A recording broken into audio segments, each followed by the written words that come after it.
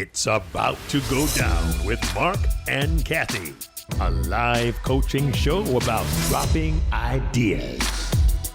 Marc and Cathey coach and have conversations with brilliant idea creators who are reimagining the world through the expression of their words, thoughts, and action. Hey, everybody. I am Cathey Armillas. Welcome to It's About to Go Down. And I am Marc Williams, and we are joined today all the way from Montreal, Canada. Urmi Hossain, who found us on IG and YouTube, and she came here fresh with an idea that she really wants to talk to us about today. Urmi is self-described, self-proclaimed, the woman who wears many hats. And we are definitely excited to hear about all of those different hats, especially as you come to us today talking about one of our favorite topics, which is speaking. But beyond just simply speaking, loving how you describe this idea as our voices are our representation. And furthermore, you're very much interested in the diversity of voices as our representation. Urmi, welcome to It's About to Go Down. Tell us a little bit more about this whole idea around our voices being our representation and why diversity is so important in the area of speaking. Yes. So first of all, it's a pleasure to be here today. And I'm very, very excited to talk about, public speaking, how we can use our voice to make a change. And I'm a big believer, like you mentioned, that our voice is our biggest weapon, because it's through our voice that we can pave the way to a better future and how we can change the world for better. And this is coming from, I would say, from my cultural point of view, myself being a woman of color coming from a South Asian background. I have seen how often women are silenced and we're not given an opportunity to speak up. And we're often believed to think that this is normal. It's normal to, be quiet. It's normal that you don't bring forward a change. And I wanted to change that. And I was very much inspired by a lot of women around me. And one of them in specific being Meghan Markle. I actually watched one of her speeches at the United Nations, where she says exactly these words, which are, we have to give a voice to the voiceless. And I resonated a lot with that. And it was in that particular moment where I told to myself, that's it. This is what I have to do. And I was so much inspired by her that I was like, okay, I'm going to start doing that as well. And this is how my journey with public speaking started. And I'm trying to be an inspiration for other women to do the same. You're speaking to our hearts so much, so much. I love this. I love that you got inspired by a moment and another woman, Meghan Markle talking about bringing voice to the voiceless. And I'd love to chat with you about on your journey to finding your voice and public speaking. What are some of the important things that you want to talk about? I would say my biggest message is that we all have a voice within us, but it's up to us to find it and to use it. But it takes a lot of courage to do that, especially because I think there is a lot of fear out there that, depending on what you say, you might hurt someone, you might offend someone, and you might be judged by a lot of the things that you share. But it's about really finding that courage and being bold. And, there are different ways that you can work on that. And a lot of the time, I think it's more about self-belief, that you have to believe in yourself, that you can do it. And then everything else just comes naturally, or just develops naturally. But it really starts from this starting point of like believing in yourself. And I really had to work a little bit on that and find the courage. And then I took my first step a couple of years ago by joining Toastmasters, and it was such a fun experience. I am still part of Toastmasters, but it was probably the most rewarding thing in my life. Yeah. Ooh. I love the parallel. Marc, are you seeing the parallel to this? Like, she's wanting to speak about speaking while she's speaking about speaking, right? Yes. So there's Yeah. this awesome parallel that you're having to do. You're having to be bold enough and be brave enough to do the thing that you're actually speaking about, which I love. I love a lot.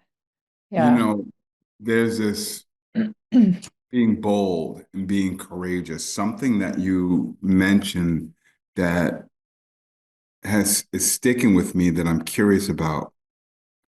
Having the courage to use your voice without using your voice to be offensive or to be offending, Mm, right? Because sometimes what I took from what you said is sometimes we've got something on our minds, we've got something in our hearts that we want to say. And the courage is not so much about the fear of public speaking, glossophobia, right? It's the fear of not even the fear of what people are going to think of me, but the fear of making somebody upset. How do you find the balance mm. between saying what is courageously in your heart without putting a dart through somebody else's heart? It's tough. I must say it's very tough because you cannot say one thing without hurting the other person. But I often think it's about the way you say it and the words that you choose. So choosing your words carefully, it's very, very important to make sure that you are not hurting or offending someone. But it's also not your responsibility when it comes to, how someone interprets a message. Mm-hmm. The way people understand something, it's not your problem, it's their problem. So I also made peace with that. It's you understand something a certain way, I'll leave you to interpret that, even though that's not what I try to say. And I always say that it's important to have open dialogues when people might be upset about something, and to have a clear communication and to follow up on that. Because I don't think that we are intentionally trying to hurt someone. I think we're just trying to make a point, a valid point based on our own experiences. And I think every side needs to be heard and listened. So Mm, mm. Ooh, I have a little bit to say about that. I really love that we've ended up here already so quickly. I love that because I do feel like in general there, and you're talking also about, one of the things that I think you're most passionate about is making sure that there's a diversity of voices, making sure that women can have a voice. And I really, really believe in that. And I think also, Marc and I spend most of our time training people on speaking. We get into the science of it all the time. We get into the psychology of it all the time. And I think a lot of the work that we've done, we realize when we're helping somebody craft messages that sometimes there's a really big gap in between intention and impact. Your intention might be one thing, but the impact that your words had might be another.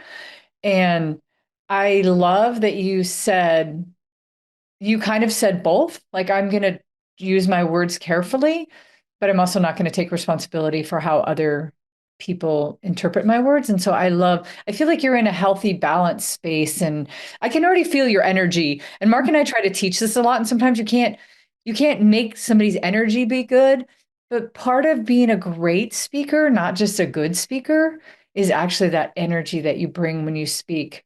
The way that you can maybe preface something like, sometimes my brother is the only person that I will talk politics with, and we don't even agree.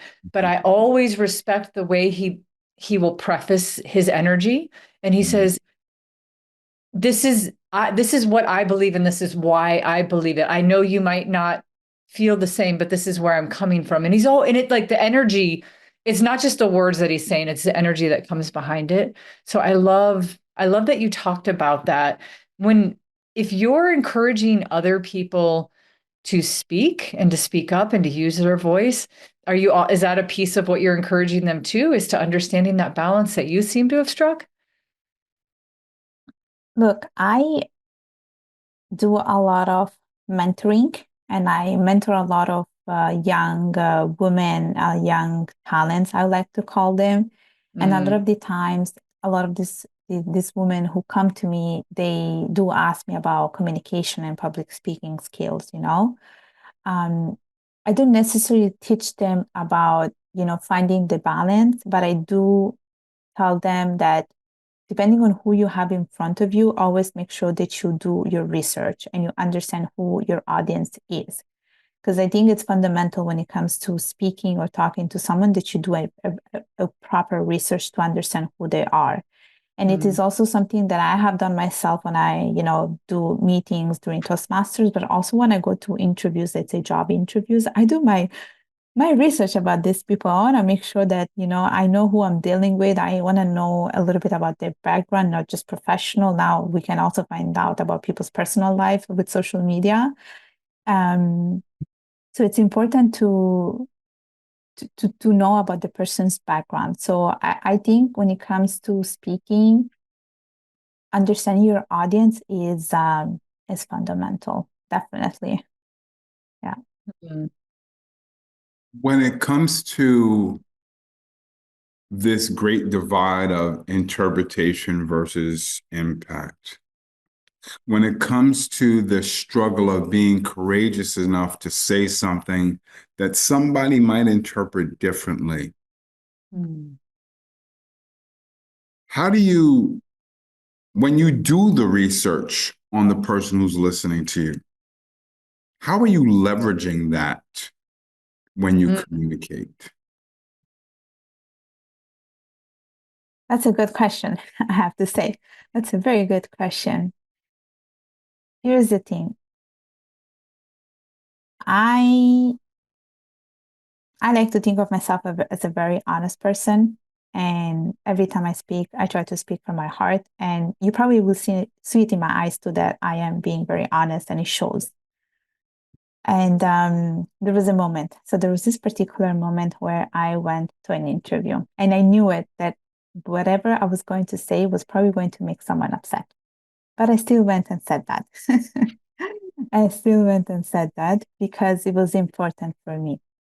So I'm going to tell you what happened exactly. So I went to this job interview, and it was basically for a company in finance.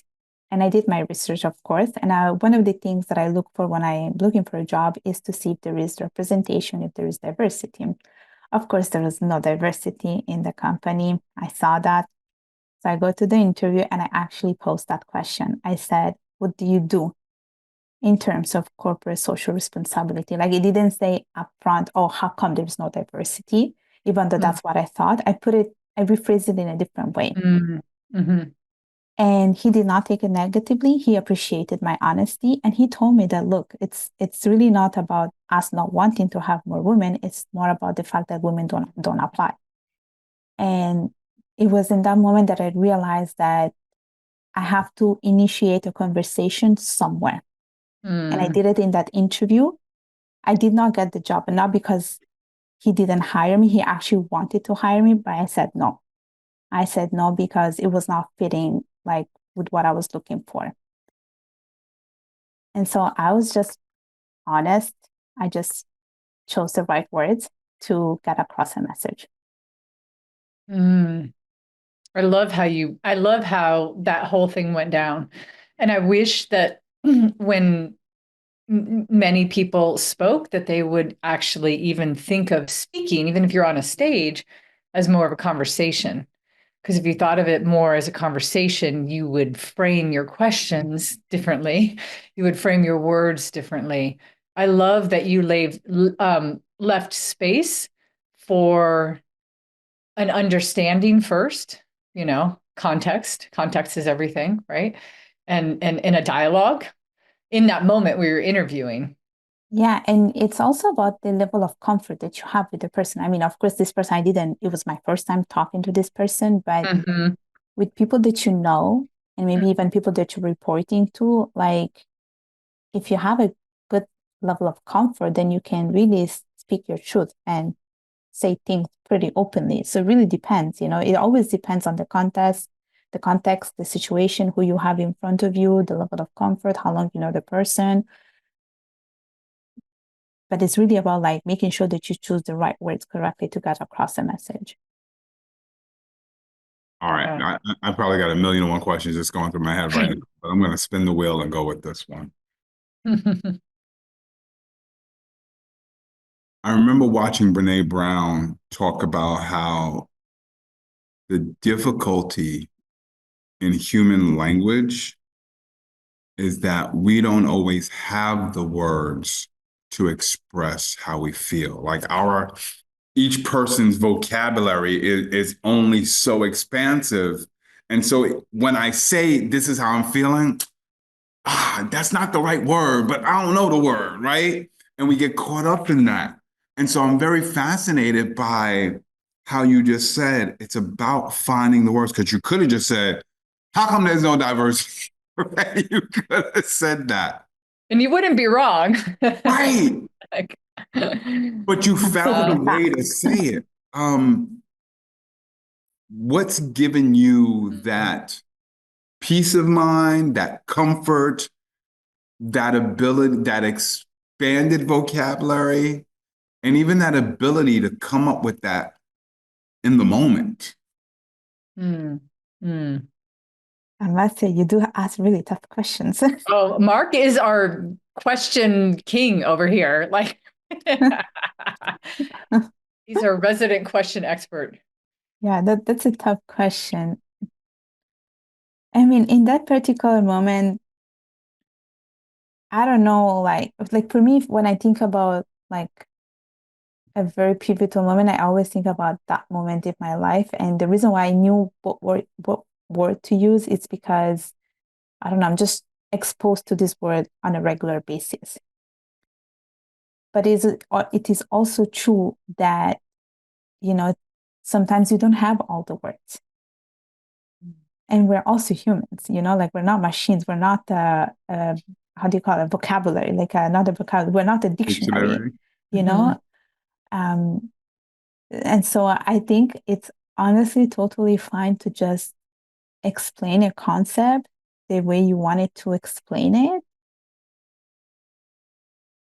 Mm. And that's that's how simple it is, honestly. Like you cannot have all the words inside of you. Yeah. I think it goes back to the energy again, though, because Marc, that is a good question. And I do think you bring up a good point.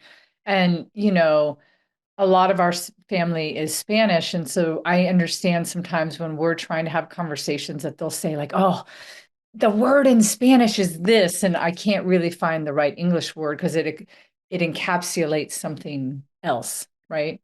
And so, Exactly. Then there is that added level of difficulty if you speak more than one language. Like I yes. can talk about this myself. I don't have all the words. English is not my first language. It's like my third or fourth language or something. Like, it's so much harder. You have to have a bit of mercy on the person speaking. And the fact that the person is able to explain a concept is already something to, recognize. Not many people can do that.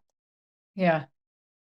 Well, you said something earlier that I love, and that's why I want to bring it back to the energy. I personally believe that, and now I'm starting to talk about taking it out of the situation where you're in an interview and more of a situation where you're maybe speaking to more than one person, whether that be a small group or a large group, we were kind of speaking on a stage. I still feel like you hold this responsibility for your energy. And you said something about yourself that I love. You're like, you can look at me and tell that like I'm being honest or whatever. And I love that. I love that because a lot of speaking is done through the energy that you bring with it. And so, Marc, I don't think you always have to find the right words. I think that the intent does come across really well. And, we spend a lot of our time trying to coach people to do a lot of those things. But I think sometimes too, just being brave enough to bring that energy that you bring and understanding that people will understand the intent that you put in behind it. Yeah, and everyone has an energy. Every one of us has an energy, and I think everyone on the other side has sort of like a sixth sense to sense that kind of energy. Yes. So you will know it. You will know Yep. that automatically what the person's intention is with the speech or with the message. If you're good with that, you will know it. Even if they try to cover it up with really good words. Exactly. You know it when they fake it. Yeah. Yeah. It's like putting the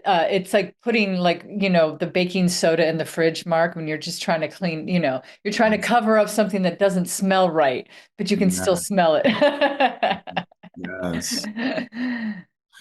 I'm so glad that you're talking about energy, because I talked about Brene Brown. Now I'm gonna talk about Maya Angelou, right? We always know, she says, doesn't matter what, people forget what you said, what you did, but not the way they made you feel, right? And so much of that is around your energy, right? So you're right.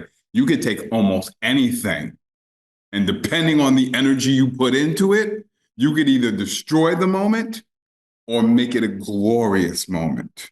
Yeah. So I love that you said that it's not always about finding the right words. And there were two things that were already said today that I feel really back that up. And I'm just curious about both of your thoughts on this. Cathey, I'm going to ask you about this first because Urmi said this earlier. We have to initiate the conversation somewhere. And the reason why I want to ask you about that is because sometimes we do get caught up on trying to find the right words or the right way to say it. And then all of a sudden we don't say it. Now it's 15 years later and you haven't talked to your brother, your sister, or whatever the case may be, because we're so busy trying to find the right words. When we said we have to initiate a conversation somewhere. Cathey, I'm just curious what your thoughts are on that as it relates to energy. I already have the answer for this. And it was so timely because and Mark and I run an online community of people wanting to speak better. They're not necessarily speakers. And we do this thing, it's called Speaker Skills Academy, and we take public speaking in a different way. We say that you don't get better at anything when you're doing the thing. You get better when you're practicing or drilling. And so we have people come into our rooms and we do a drill on a very specific thing. And this week we drilled on great questions and we called it the question connection. And Mark, it made me immediately think that, one of the things that came up during that session that a lot of people in the room were saying was, oh, it's the best way to engage an audience or a person one-on-one is to ask the right question. And sometimes what we don't think about, our brain immediately wants to go to like the cliche things. When we ask people questions, how's it going? How's the weather? But we explored that there were different types of questions. Like there were challenging questions, there's why questions, there's thought-provoking questions. There's all these different categories. And I think, I'm going to say, like, I have this sitting here. I'm glad you asked because I literally have this sitting here right here. I don't even know if you can see this, right? How can we make that happen? I have this sitting here because one time I was having a conversation with somebody and they said, this is one of the best questions you can say to somebody if you're struggling in the relationship. If you're struggling with some kind of dynamic. And I wrote it down. I was like, oh, I want to write this down exactly how they said it. And I keep it right here because I think this starts a good dialogue. So you put whatever before it. I want to have a better relationship with you. How can we make that happen? I want to make, I want to be able to apologize correctly, and repair what the damage has been done. How can we make that happen? You can put before it whatever you want, but I believe that it's in dialogues like that And I even believe, I'm just going to add one more thing because only I think you'll have something really cool to say about this. I also believe you can have that kind of conversation rhetorically with an audience. I think you can pose these kind of questions to your audience. So instead of just telling them what you know, you ask them a question and have them think it through with you. So it does feel a little bit more like an energetic conversation. So that's how I like to bring the energy to it, is to make people feel like it's not one-sided, that we're going to figure this out together. Yeah, yeah. I have a question. Actually, this question is for Mark, since he likes to Oh. ask tough Oh, questions. good. Here we go. Mark's like, oh, sweating over here. Because he was talking about, how do you find the right words when you do not have such a rich vocabulary. And I also think that sometimes less is more. You don't have to be redundant with your words. You can get a message, a very powerful message with few words. And even if English is not your first language. So my question for you is, how do you find that balance? That is a great question. That is a an awesome beautiful question. That is an awesome question. I love it. Yeah. It's probably a question that I struggled with for the longest time. I think the thing that I leverage the most in trying to find the balance between just enough words and not too many words is by reading the energy of the person I'm speaking to. I find that sometimes we say a lot of words because we think we're not being clear or we think we're not being understood. But how do we know if we're being understood? Only if you pay attention to the other person's energy. And so that's where I have learned how to cut down words or how to expand just in case. I'm going to stop right there, even though a story has come to mind. You're like, I'm going to use less words right now. I'm going to practice that. Well, let me tell you, Marky's answers is good, but I think you stole the answer from Cathey because she spoke about energy before. So let me just tell you, you have good active listening skills. You paid attention to what we have been talking about. Well, you get an A on that, Mark. Good job. I appreciate that. I appreciate that. Mark's like, ooh, I was sweating over here. Ooh, that was a good question. That was a good question. All right, since we're going to play question volleyball, I got another one for you. I asked Cathey this question, but earlier, same type of thing.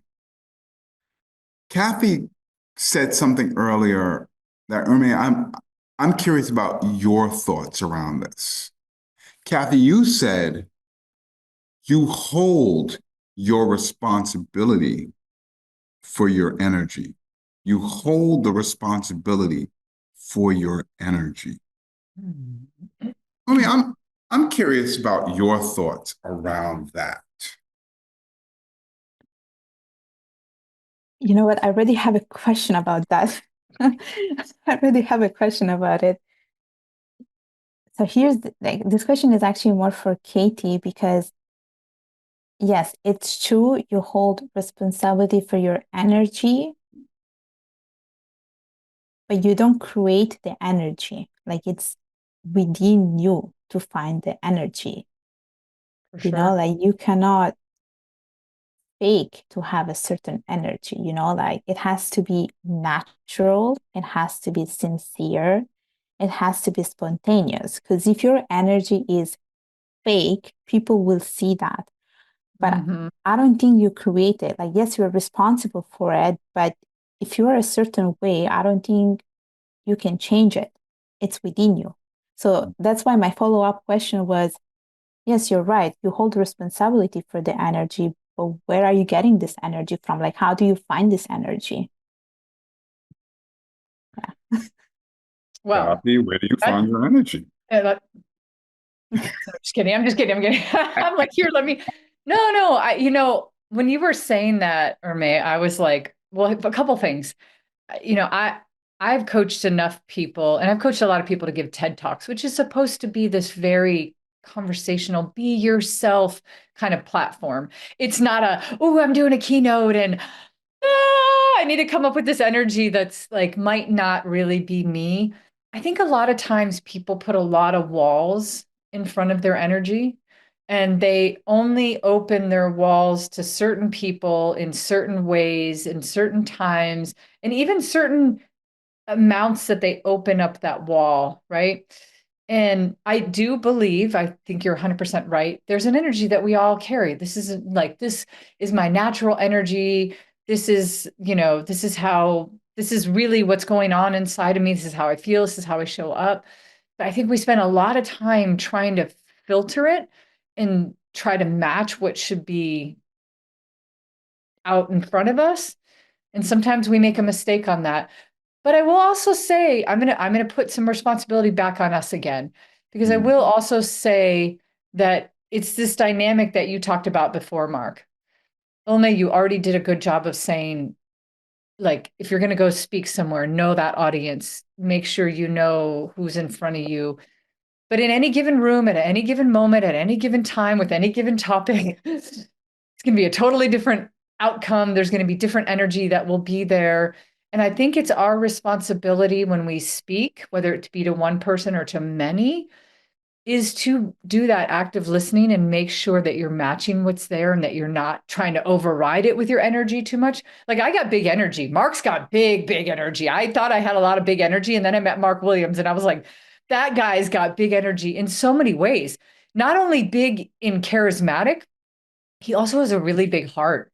He has so much empathy and positivity and love for people, and it can bleed out so much, like it shows up in a really big way. And I think sometimes, Mark, probably when you're speaking, correct me if I'm wrong, you got to know how much of that to gauge, to open up, and how much you just shut your mouth and allow the energy. This is something Mark always says all the time: shut your mouth.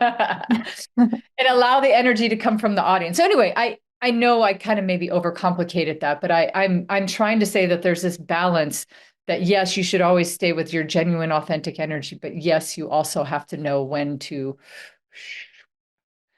tame Yeah. it. But here's the thing, like if we talk about energy, like I also feel like you will not always carry the same energy, like if there is a moment where you're like really down, it will show, like depending on some days, your energy might change. Yeah. It might change, but then I feel like at the very core, there will always be that one energy that is always with you. Yeah, I agree. And Yeah. sometimes don't you think you have to, oh, Mark, sorry, you were about to say something really No. brilliant. And I Go. Well, Mark, I would love for you to actually comment on this, because I think you know of the one time that I got really sick before I had to do a keynote. I did the thing on the Friday night and went great. And then in the middle of the night, I got really sick and I woke up and I tried to just push through it. And yet everybody at this conference saw me the night before and they were like, she was great. What happened? And I just tried to push through it. And in hindsight, my big lesson in that story is I wish I would have prefaced to the audience, at least when I was on the stage, I wish I would have just said, y'all, I woke up and I feel horrible. I feel like I wish I would have given them an explanation, because they were sniffing out my energy. They were like, what is this? It's not, this doesn't match. So I agree. So Mark, what do you think about that? Here's what comes to mind for me. I wrote this down. There's levels to this, and there's levels to your energy. Yeah. And when I hear the phrase, you hold responsibility for your energy, for me, that's an acknowledgement that, and I agree, we don't always carry the same energy. We are actually made up of a lot of different energies, right? And in some conversations, it requires this energy. right? And in front of some audiences, it requires this energy. And on certain occasions, it requires this energy. And we're made up of all different types of energy. And it's about, to me, knowing when to tap in to a different type of energy or knowing how to regulate the energy. So I'm standing on stage in Malaysia, 2014. And I don't even remember what my first words of the speech were. I think I quoted a song by Drake. All right. Excuse the whole Drake Kendrick Lamar thing right now. All right. Remember, you got to be Team Drake. You're from Canada. I don't know if that's true or not. That was an assumption. But after the speech was done, I ran into somebody and she goes, you know, I enjoyed the message, but you have what I call Kung Fu feet. And I said, I'm sorry, but I don't know what that means. She said that when you stepped onto the stage, it was almost like you took this fighting stance and your energy was at level 10 from the start. And it was a lot. Ever since she said that, it's made me very aware of what level at which I start my energy when I'm speaking and where to insert and regulate your energy. Urmi, you were talking about that interview, right? There's even different levels of energy going on in an interview. There's that nervous energy, and then all of a sudden you feel a little confident, and then there's that confident energy, and then you feel really confident to call out the company on something, but you don't want to bring that kind of energy, so now you kind of bring it down just a little bit so that they get it because you're also reading off of their energy. So I'm loving this conversation because we used this word earlier, there is a diversity of energy within each person. And I wish that audiences of all different identities could acknowledge that we are made up of a diversity of energies. I love that. What a term. Diversity of energies, Marc. Ooh. Yeah. That's a good word. You know, I want to take it back though and ask you a question, Urmi, I want to go back to where you started, because now we've had this awesome conversation about when you do get to speaking and how you do show up and how much responsibility you take and what energies you tap into. I think that's all awesome. But we started in a space where you're wanting to speak to people to encourage them to even just take that first step, open their mouth for the first moment. So what I'd love to go back to that for a minute. How do we encourage people to take that step, to be bold, to be brave, to tap into their energy, to know? And you said going to Toastmasters was one of the best things that you did. Tell us a little bit more about that, how you can help, how you're helping mentor people in that space. Yes. You know, I'm very big when it comes to visualization. And I'm very big when it comes to words of affirmation, very big with mantras, very big with vision boards. And that's a thing that I do like on a regular basis, recurringly. And I do believe in that. Like I do believe in the power of, you know, positive words, you know, writing positive affirmation every day. You know, they do really help. But I don't think people realize how much powerful they can be. Because I do it and I can see the results in me. Same thing with visualization. I also read a book about it, like about your subconscious mind and how it works. Like we talked about energy, right? Like you attract good energy if you have good energy, you know, good vibes, good energy. So like you attract that if you have that kind of energy. And so for me, like I always tell people, you know, visualization, it's a great exercise. Like it's a great exercise if you want to achieve a certain goal, you know, speaking, you know, you can put, I don't know, a microphone, for instance, in your visual board, you know, or let's say that you are going to give a speech, or you're going to deliver a workshop in a company, or you're going to, I don't know, speak to a client, and probably you're feeling nervous about it. I'm pretty sure everyone does feel nervous. But writing it down, it does really help you to calm your nerves. It gives you that sense of belief and confidence. And there's this one thing that I love doing, which is the power pose. Are you guys familiar with the power pose? Yeah. Oh, yeah. Yes, Yeah. yes. Yes. Power pose. I love power poses. I read a book about that. And I do believe that power poses do help to calm your nerves before, a big event. So these are like little practical tips that I always share to people based on my personal experiences. And they do really help. Like this morning, I gave a virtual speech, and I woke up in the morning for 2 minutes. I was there doing my power pose, and that's it. It went well. So I was happy about it. I even did like some positive affirmation, and then that was it. I was like, I can do this. Ooh, I love this. I can do this energy. Yes. Ooh, Yeah. I'm so happy to hear you say all that. That's awesome. Go ahead, Mark. Sorry. I love that. I'm curious, you spoke about the power pose and the affirmations. In a case like speaking today, or speaking at any time in the past, what have you visualized? Can you describe that picture for? You know what? Here's the thing.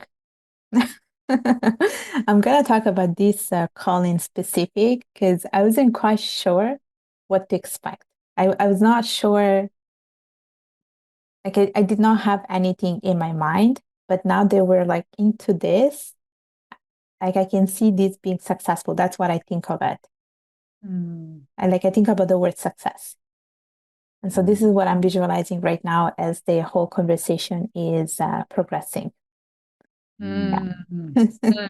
So before she talked to us, she's like, I don't know, Marc and Cathey, I'm not sure.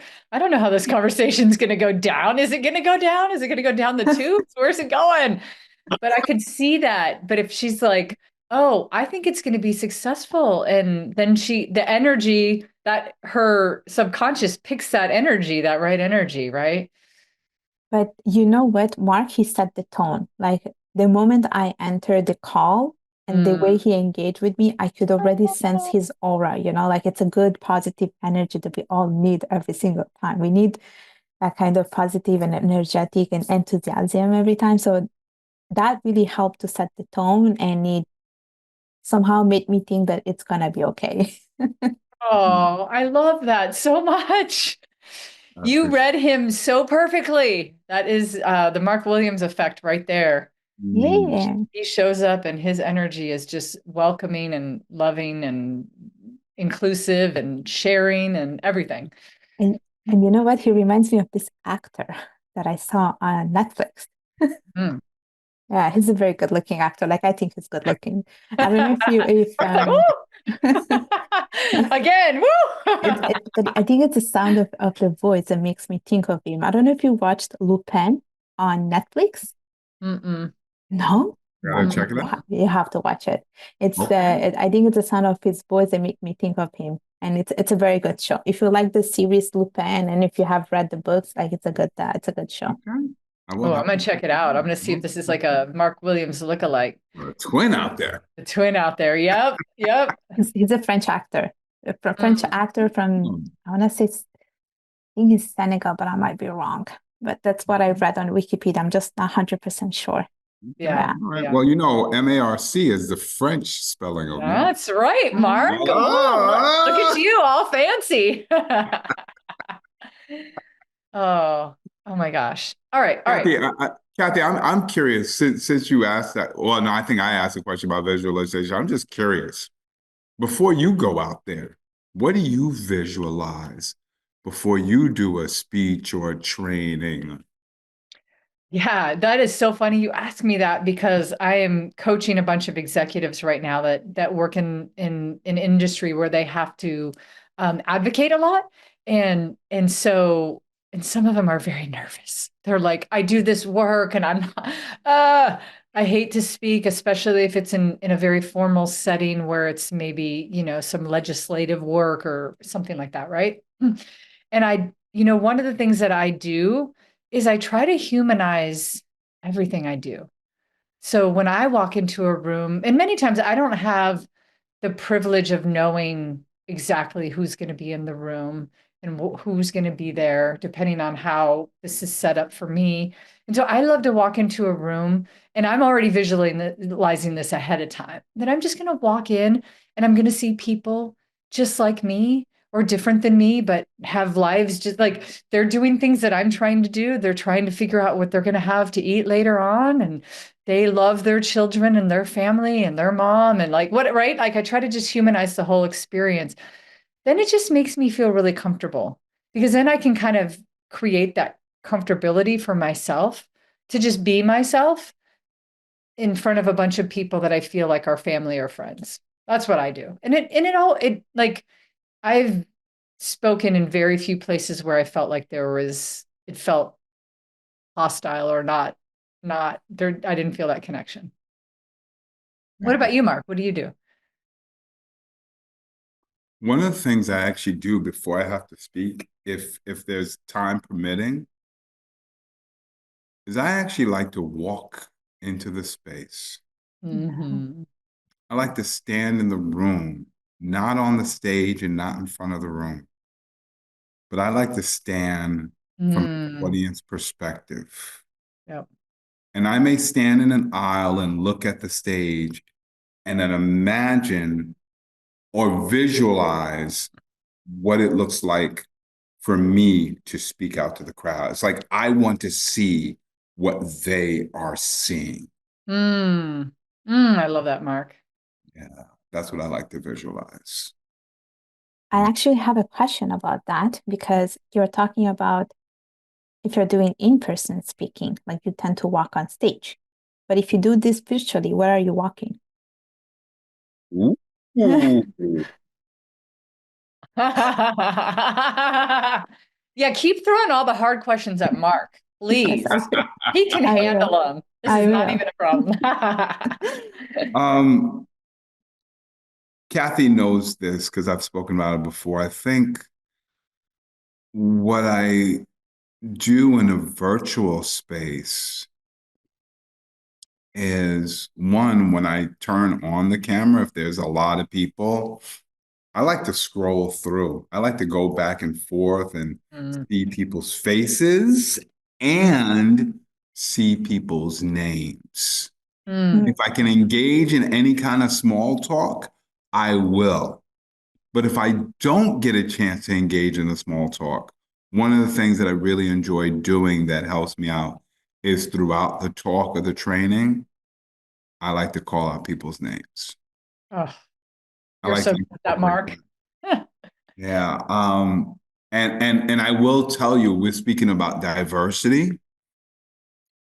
I try to make a really conscious effort to call on as many different names as possible. Mm-hmm. So that no matter who you are, what your background is, or what your background is, I want to make everybody feel included.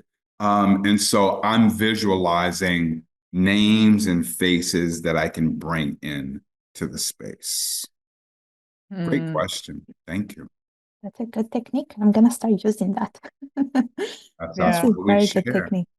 That's Yeah. what Oh, we Marc is so good at the like calling people's names out in the middle. He'll be in the middle of a story and he'll call somebody's name out and he'll say something, Urmi, I looked over and I saw my mom and I couldn't believe it, right? He'll just say your name and just bring you right into the story. And I do feel like there's a great psychological factor into that makes people feel very connected and it's good. And it's super genuine for Marc. Like if you just told, like you were saying before, if you just told somebody to do that as a tactic, like as a tactic, and they were like, oh, all right, I'm going to try this. And it just doesn't, it's not their energy. It wouldn't work. It would not work.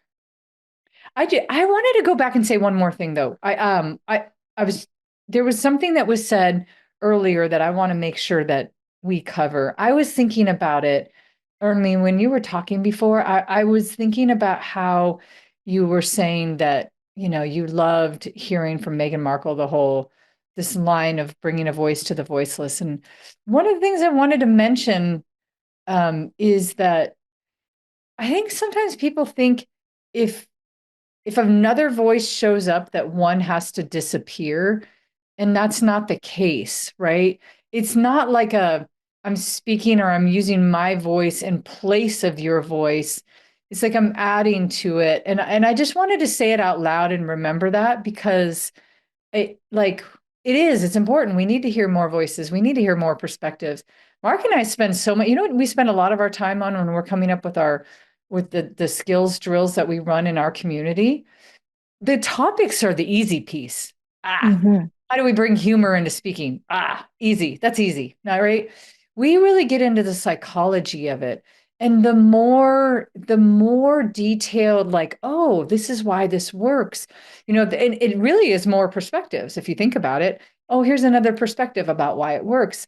And I was thinking when you were talking is like, we're in this weird space where anyway, when there's a new voice, it doesn't mean that another voice has to be shut down. We're adding another. We're not taking away anybody else's. Yeah, I actually want to add a little bit on that because the way I see it is that I always think that every speaker is a leader. And I think that when a speaker is speaking, I usually like to associate it with the word leadership. And your job by speaking is to build other speakers who will eventually become leaders. Yeah. So it's sort of like I don't know, it's sort of like I want to say domino effect, but I'm not even sure if that's the right word in this case. But you're basically creating sort of like a chain effect. There we go. It's a chain effect where Because you're lifting them up, are not knocking them over kind of thing, but exactly that you're creating followers who will eventually become leaders. So you're not really shutting them down. You're just giving them a chance to eventually work on themselves to be the speaker they're meant to be and to be the leaders they're meant to be. So that's how I like to see it. No, that's so beautiful. Yeah, I'm glad that you brought the word leader into this space, because I was wondering when you talk about Meghan Markle's comment, giving a voice to the voiceless, sometimes we look at that statement as I'm the voiceless and I'm looking to express my voice. And yet, as a leader, sometimes it's not my job to speak. It's my job to give a voice to the voiceless. And so I'm just wondering, Urmi, as a leader, what advice or idea or thought do you have for other leaders on how to encourage and bring out the voices of the voiceless? So here are two things that just came across my mind as you were saying this. When you said to give a voice to the voiceless, it might come across as a negative thing because the other person listening to that might think like, oh, I'm considered to be the voiceless. It could have come across that way. And so in this case, well, it was Meghan Markle who said that. And I'm pretty sure there was nothing negative in that. But herself being a leader, like her job or anyone, trying to help other person should basically inspire, but also provide the right tools for the person to use their voice. Because at the end, I don't think it's about being voiceless. It's about not being able to use your voice in the right moment or not giving the chance to speak up. And I often think a lot about, all these things like Me Too movement where women are silenced, it's not that none of these women did not have a voice. It's just that we were pretty much shut down and actually shut off, basically, And so it's giving basically the space and allowing people to really speak up. So you really have to create an opportunity or give them an opportunity to speak up and raise their concerns, opinion, ideas. That's how I see it. Oh, it's a good perspective. It's a really good perspective. And it's probably both, right? There's also this, we all three have mentored people, and I know I've mentored people that didn't have an opportunity to use their voice and what didn't feel ready to use it, and I always respect people that I have a my voice coach just reached out to me today, funny enough, and I hadn't seen her in a long time. Like, she was my voice coach prior to 2020, and she said she's been in and out of the hospital, and now she wants to write a book. She literally was my voice coach. And she said to me today that she wanted to use her voice in this other area, and she wanted help on speaking about some of the things that she's been going through. And so, I mean, I think it's yes and, right? There's all these different scenarios, and I think you're right in what Meghan Markle said. The intent is Yes. And here's this other thing. Like, I don't know how you see it, but when I think about giving a voice, it's not just about speaking. It could come in other forms. yeah, It could be written. It could be, again, of course, by showing up, doing a speech. It could be with other forms like writing a blog, writing, an article for a newspaper, for an organization. It could be by starting your own podcast. It could be by, creating your YouTube channel. There are different forms to do this. mhm, It's not necessarily just by speaking. So right. Could be mentoring another person, that's it. There we go. 100%. And I think that reinforces something you said earlier, Cathey, which is giving a voice or giving your own voice doesn't mean that someone else's voice is being replaced or Right, silenced, right? The addition of a voice is not the subtraction of another voice. right. The And addition of a voice. I was saying that in response to her saying that, coming, and I get this, there's even a lot of industries where women don't have a big voice, right? And so I was just saying that in response to, like, there's some spaces where people who have the voice maybe are worried that if another voice pops up, that their voice will be silenced, and that's not the case I usually. agree. So. I Um, agree. we have taken this conversation in so many really cool directions, actually. Um, I want to play a game for the three of us. I think for all three of us. Let's do it. It's a two-part question that I'm going to ask all of us to answer. One part is, what's your favorite thing that came out of today, that conversation that we've had right here, right now?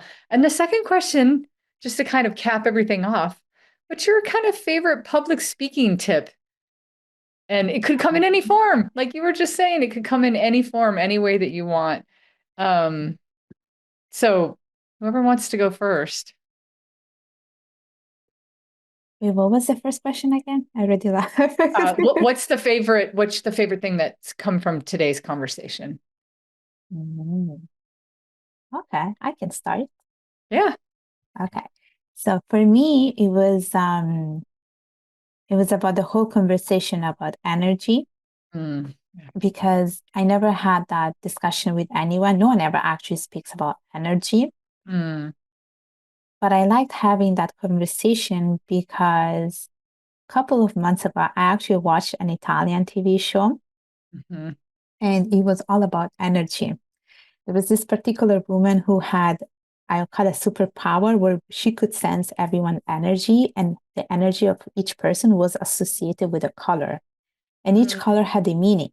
And so the discussion that we had today brought me back to that memory that I had from this summer when I watched that show about energy. And I do agree that every single person has an energy. And the second question was about what is the public speaking tip that I got from here today? Oh no, that one's just your favorite public speaking tip. Oh, my favorite. Hmm. I would say probably body language. Mm. I would say body language because really our body speaks our heart and our souls. We don't even need to speak. It's enough to move your body to say something. Yeah. Yeah. Yeah. Um, I think the phrase that stands out to me, first of all, the concept of energy, I agree with you. That I don't think that's often talked about enough. And the diversity of energy and the Yeah. fact that our energy has levels to it really stood out to me today and gave me a lot to think about. My current favorite tip is tied in with your question about cutting down your words. Mm, And it's about revisiting what you want to say before you say it and mm, thinking about how you can say it in fewer words. Quick thing I mm. learned this week from one of my readings, may the force be with you, Oh, yeah. was not the original line. Apparently, the original line was, may the force of others be with you. Mm. They ended up taking those other two words out, of others. I don't know if may the force of others be with you, if that would have had the same ring Yeah. to it. Same ring to it. Yeah. Right? Yeah, for sure.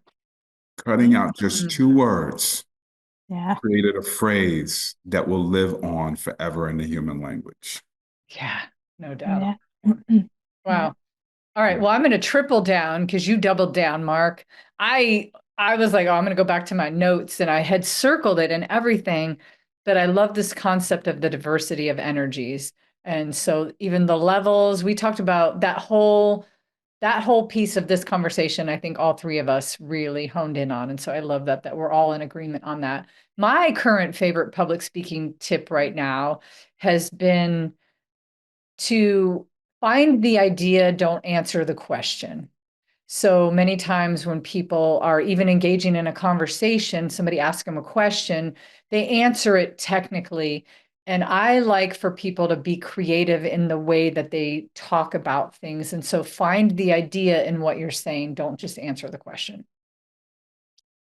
Yeah. Well, by the way, worded like a true concept queen. That's the concept, right? Yep, yep. Yeah, I'm big on concepts only. So we've had this awesome conversation. Thank you both for sharing the things that you got out of it. I love that it was all that we were all kind of in agreement that it was the same thing. Only people are going to want to find you and you have this great energy to you, I believe, and I think people are going to want to follow you and see what you're doing. So tell us how people could reach you. Yes, definitely. So I have a YouTube channel. It's called Urmi Mhm. Hossain. If you just type my name, full name, you will find me. I also have my LinkedIn profile. This is where I get all of most of my connections. And it's Mm, called again Urmi Hossain. I am also the social media lead for Women in Leadership. So if you type Women in Leadership mm, Victoria chapter, you will find me. You will find all the work that we do, all the leadership program that we provide, mentorship. I also run the Instagram page where I do Instagram live, so people can also watch those. And I also have my book, which is available on Amazon, and it's called Discovering Your Identity: A Rebirth from Interracial Struggle. Only you're doing so many awesome things. I'm so excited. If you're watching right now, please go find her and follow her work. Only thank you for being on. Thank you for sharing your voice. Thank you for encouraging other people to share theirs. Thank you for stepping into this conversation with such an open heart and open mind and to have the conversation about energies and to just go wherever we went. It was great. Anybody that's watching, if you're watching, just like Only was watching and found us and was like, hey, I want to have a conversation about this thing. We don't care what the thing is. We'll have a conversation. Just reach out to us, Marc and Cathey. Our website is it'sabouttogodownshow.com. You'll find us there. And Only thank you for being on. It went down like that we came up with this name because we know every time we get in a room, we're going to have a conversation. It's going to go down. So it went down this time and it will go down next time. So everybody out there watching, thank you for watching. It's about to go down and we will see you next time around.